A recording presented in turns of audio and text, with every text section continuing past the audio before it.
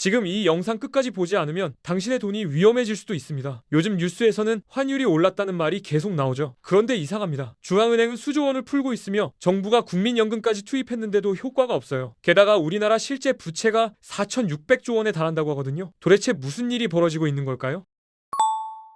오늘은 지금 대한민국을 위협하고 있는 환율 쇼크의 실체와 우리가 반드시 알아야 할 진실을 파헤쳐 보겠습니다.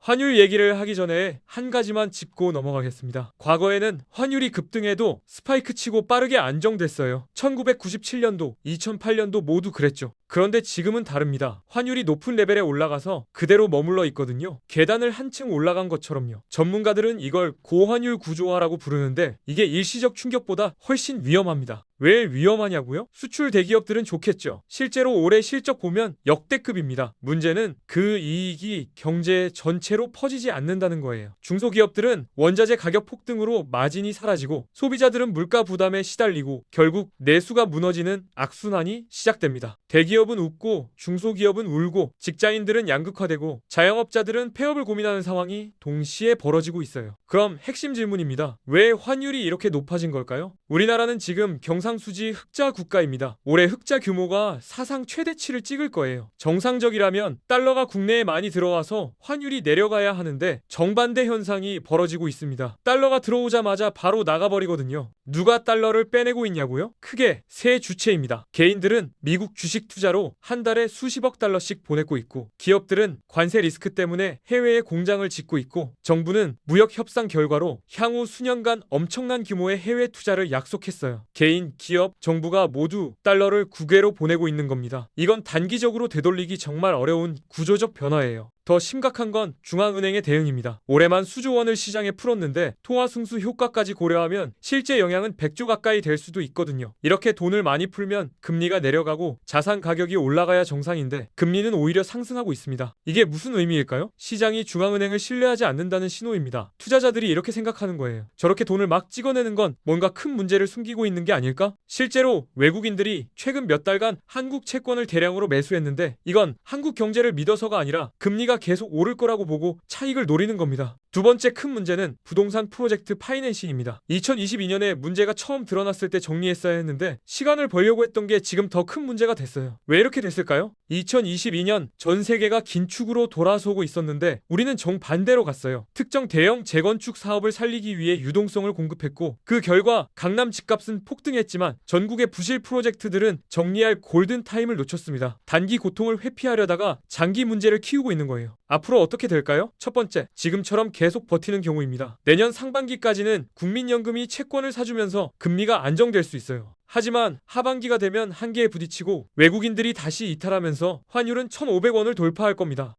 2027년쯤 되면 부실 건설 프로젝트들이 본격적으로 터지기 시작하고 최악의 경우 뱅크런 사태가 발생할 수도 있어요. 환율은 1,600원에서 1,700원까지 가고 서민 생활은 극도로 어려워질 겁니다. 두 번째, 지금 당장 구조조정을 하는 경우입니다. 내년 상반기에 부실 프로젝트들을 정리하기 시작하면 일시적으로 충격이 오겠죠. 부동산 가격도 10에서 15% 정도 조정받을 겁니다. 하지만 하반기부터는 외국인 신뢰가 회복되기 시작하고 금리가 안정되고 환율도 1,400원대로 내려올 수 있어요. 2027년이 되면 경제가 정상 궤도에 올라서고 건전한 기업들이 새로운 프로젝트를 시작하며 양질의 일자리가 만들어집니다. 진통제로 버티는 건 언젠가 한계에 부딪히게 되어 있거든요. 고통을 앞당길지 더 큰 고통으로 미룰지의 선택입니다. 미국과의 금리 차이는 어떨까요? 미국도 지금 돈을 엄청나게 찍어내고 있어요. 미국 국민들이 물가 때문에 아우성이고 정책 지지도가 추락하고 있거든요. 달러 가치가 떨어지고 있다는 건 맞습니다. 그런데 원화 가치는 더 빠르게 떨어지고 있어요. 한 가지 더 주목해야 할 게 있습니다. 미국 기술주 버블 조정 가능성이에요. 역사적으로 보면 버블 경고가 나오고 실제로 조정까지 보통 1년에서 1년 반 정도 걸리거든요. 지금 경고가 나온 지 1년 정도 됐으니까 앞으로 6개월에서 1년 사이가 가장 위험한 시기가 될 수 있습니다. 만약 미국 주식시장이 조정을 받으면 어떻게 될까요? 글로벌 투자자들이 주식을 팔고 자국으로 돌아가면서 달러 수요가 급감합니다. 그럼 달러가 약세가 되는 거죠. 지금은 달러만 갖고 있어도 환차익이 나는데 그때는 정반대 상황이 벌어져요. 예를 들어 1달러를 1,450원에 샀는데 나중에 팔려고 보니 1,350 50원밖에 안 되는 겁니다. 주식 손실에 환차손까지 더블 펀치를 맞게 돼요. 그럼 나라가 망하나요? 지금 한국 경제는 구조적 환율 상승, 부실 채권 누적, 과도한 유동성 공급, 시장 신뢰 약화라는 네 가지 위기가 동시에 진행 중입니다. 지금 당장 무너지는 상황은 아니지만 앞으로 굉장히 어려워질 수 있습니다. 이런 시기에 우리는 정부만 믿지 말고 경제 신호를 유심히 봐야 합니다. 환율이 1,500원을 돌파하는지, 장기 국채 금리가 빠르게 오르는지, 중앙은행의 단기 유동성 공급이 급증하는지, 금융기관 관련 불안한 뉴스가 이어지는지를 꾸준히 확인해야 합니다. 이런 신호들이 동시에 나타나기 시작하면 대비가 필요합니다. 지금 대한민국은 풍전등화, 바람 앞에 등불이 놓여있는 상태라고 볼 수 있습니다. 가장 기본적인 대응은 달러와 금의 자산을 비축해두는 것입니다. 위기는 언제나 준비하지 않은 사람에게만 재앙이 됩니다. 아무 생각 없이 흘려보내면 자산 가치가 사라질 수 있습니다.